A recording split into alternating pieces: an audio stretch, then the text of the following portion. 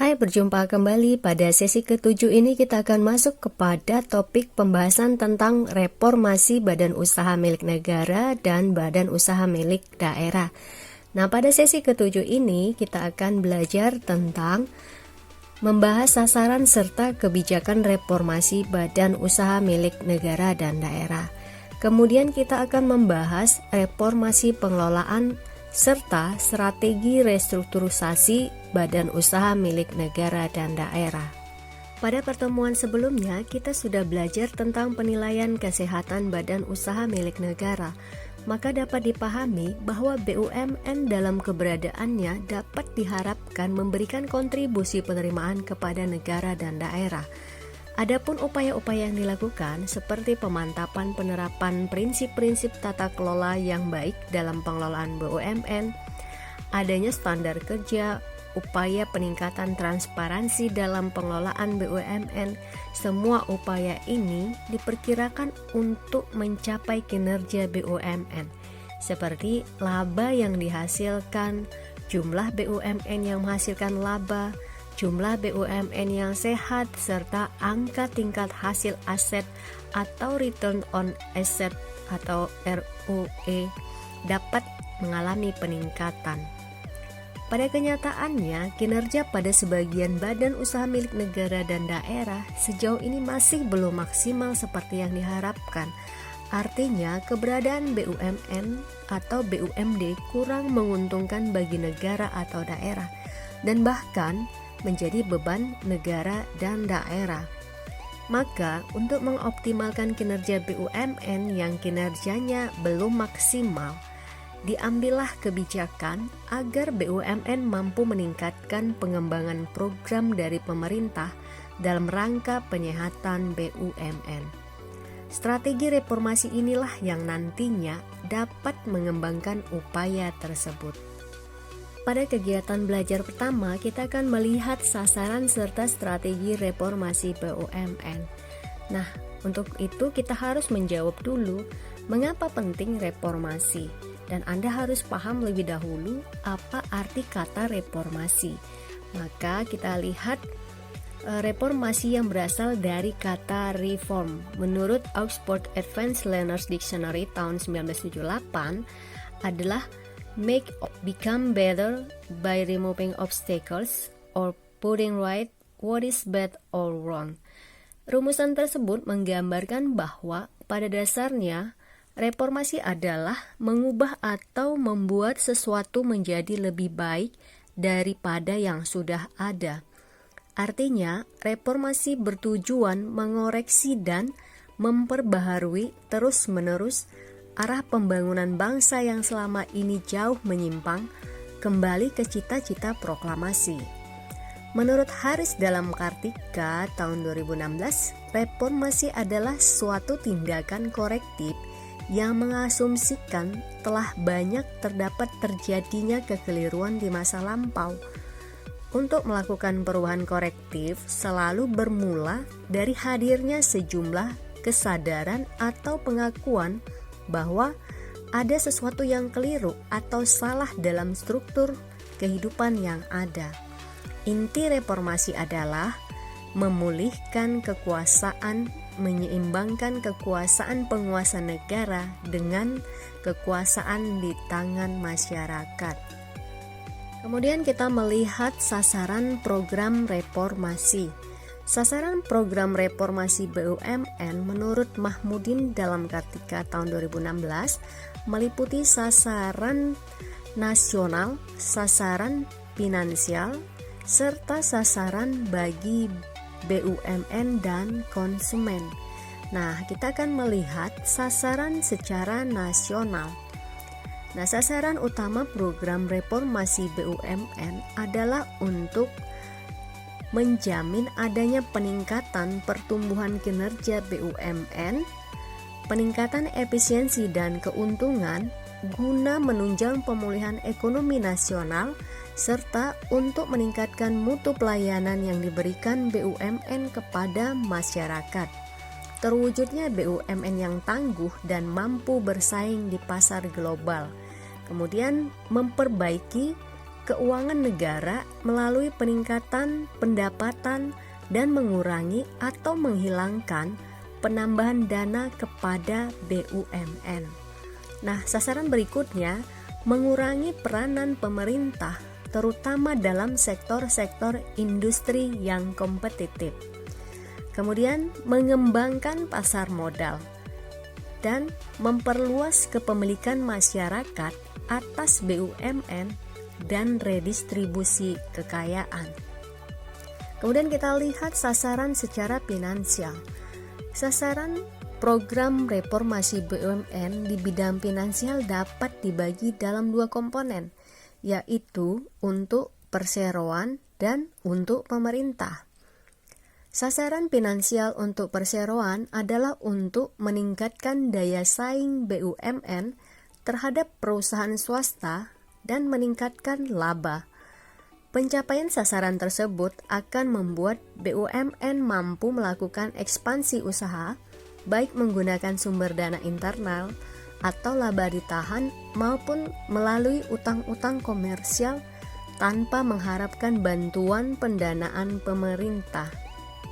Nah, sasaran reformasi BUMN bagi pemerintah adalah yang pertama, meningkatkan pendapatan negara melalui pajak atas penghasilan karyawan dan pajak tak langsung lainnya, serta melalui penerimaan dividen atas saham pemerintah di BUMN. Nah, kedua, memberikan kontribusi terhadap APBN melalui privatisasi BUMN. Nah, yang ketiga, sasaran reformasi BUMN bagi pemerintah adalah mengurangi beban pemerintah melalui penghilangan subsidi secara bertahap. Pemerintah dapat membebaskan diri dari tanggungan BUMN yang merugi ataupun tidak memiliki prospek pengembangan di masa datang. Sasaran yang ketiga yaitu bagi BUMN dan konsumen. Bagi perseroan, reformasi BUMN berarti memungkinkan manajemen untuk mengelola perseroan secara profesional berdasarkan standar kemampuan dan keahlian bertaraf internasional. Tujuan tidak lain yaitu untuk memenuhi kepentingan pemegang saham sebagai investor maupun konsumen. Reformasi BUMN juga berarti mengurangi peran pemerintah dalam pengelolaan perusahaan. Manfaat reformasi BUMN bagi konsumen adalah untuk menjamin bahwa konsumen akan mendapatkan barang dan jasa yang berkualitas dengan harga yang bersaing, seperti di dalam industri yang kompetitif dan industri yang bersaing dengan barang-barang impor. Sementara itu, di industri yang perlu diregulasi seperti telekomunikasi, energi, atau air bersih. Tujuan pemerintah sebagai regulator adalah untuk merangsang persaingan dan menjamin harga produk serendah mungkin. Apabila pemerintah menetapkan harga pada tingkat di bawah harga yang wajar, maka pemerintah dapat memberikan subsidi sepanjang keuangan negara memungkinkan. Reformasi pengelolaan serta strategi reformasi BUMN. Reformasi pengelolaan BUMN dimaksudkan untuk merubah paradigma para pengelola badan usaha agar berperilaku lebih terbuka, tanggap terhadap perubahan, dan menyadari perlunya proses pembelajaran. Strategi reformasi bisnis badan usaha dilakukan melalui 4 kegiatan, yaitu pertama, reformasi budaya. Reformasi budaya ini meliputi penanaman budaya kerja keras, rasa malu, peduli, dan memiliki rasa ingin tahu, berkeinginan untuk maju, tidak berperilaku otoriter, memiliki rasa syukur, serta keterbukaan dalam pengelolaan badan usaha. Kemudian yang kedua, reformasi manajemen. Reformasi manajemen ini meliputi peningkatan kinerja dengan berbasis pada sistem manajemen modern, penerapan sistem reward and punishment, serta peningkatan profesionalisme manajemen berbasis pada 5 tingkatan hierarki. Yang ketiga, reformasi strategi. Nah, hal ini meliputi peningkatan penilaian perusahaan, fokus pada usaha pokok atau core business, peningkatan pendapatan dan market share untuk unit business driving market, dan cost leadership untuk unit business market driven.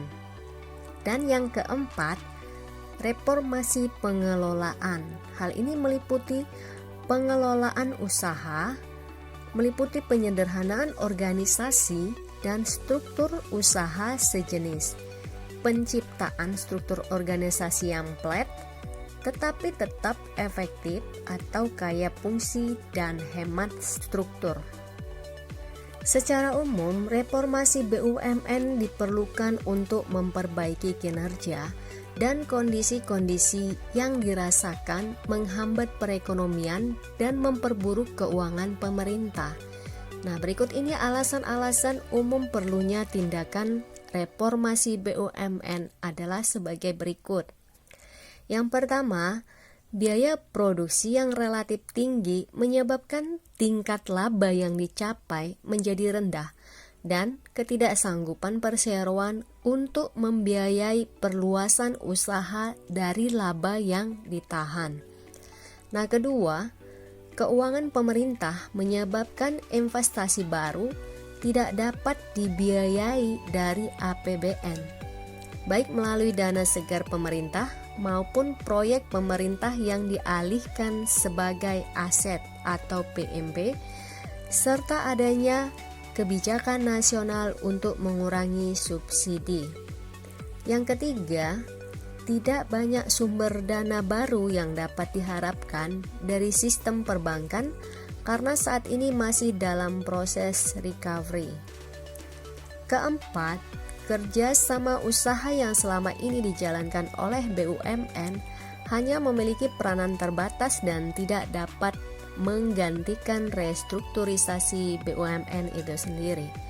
Kelima, dengan reformasi BUMN ini diharapkan tercipta peluang-peluang baru untuk investor swasta dalam negeri dan sehingga akan membantu mengembalikan kepercayaan investor dan dengan demikian akan memulihkan perekonomian dari resesi dan sekaligus juga menciptakan akses kepada modal, teknologi, dan pasar.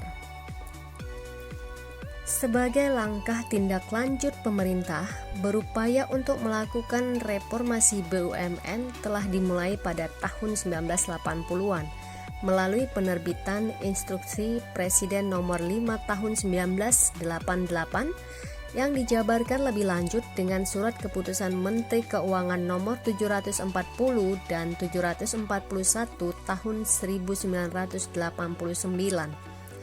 Regulasi ini memberikan wewenang kepada BUMN untuk menggunakan berbagai perangkat reformasi seperti restrukturisasi, penggabungan usaha atau merger, kerjasama operasi atau KSO, dan bentuk-bentuk partisipasi swasta lain, termasuk penawaran saham kepada masyarakat dan penjualan strategis.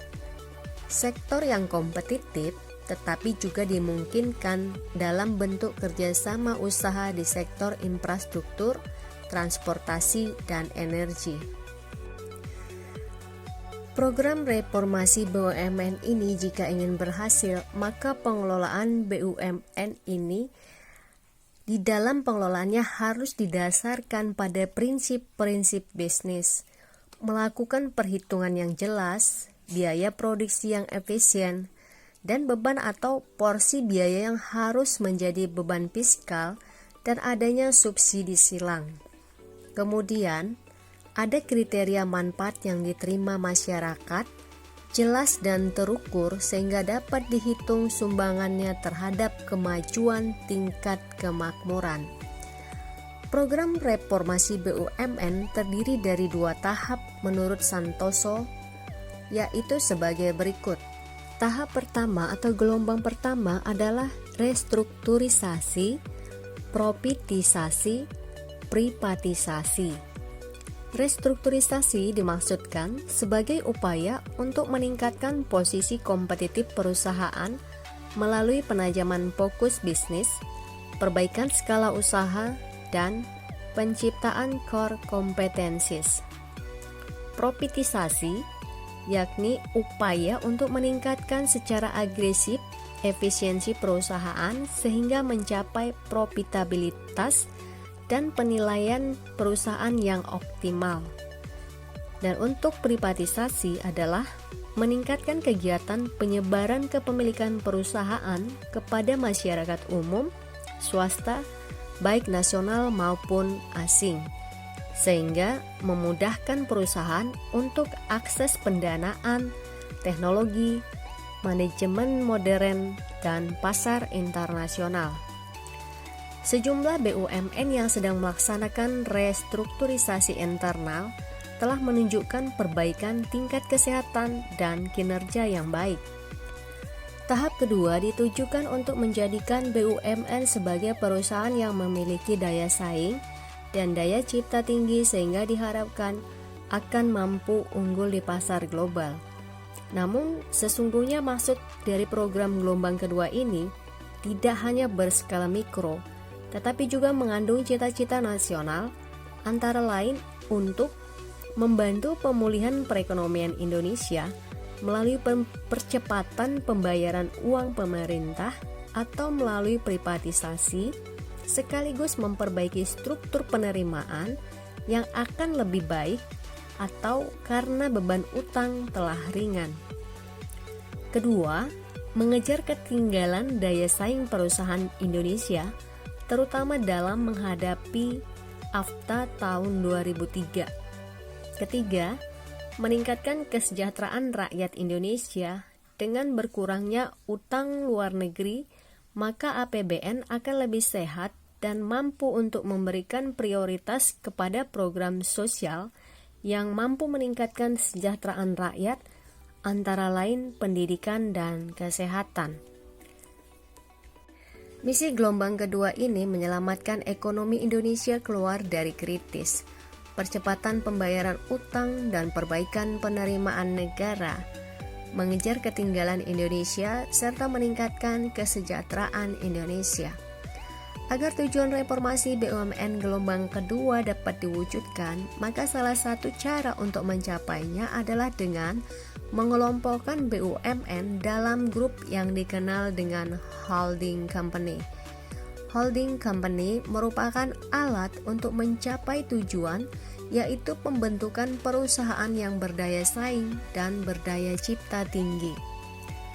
Melalui pengelompokan BUMN dalam holding dimungkinkan akan terjadi peningkatan penciptaan pasar perusahaan, market value creation, yaitu suatu usaha untuk melipat gandakan nilai perusahaan yang ada saat ini.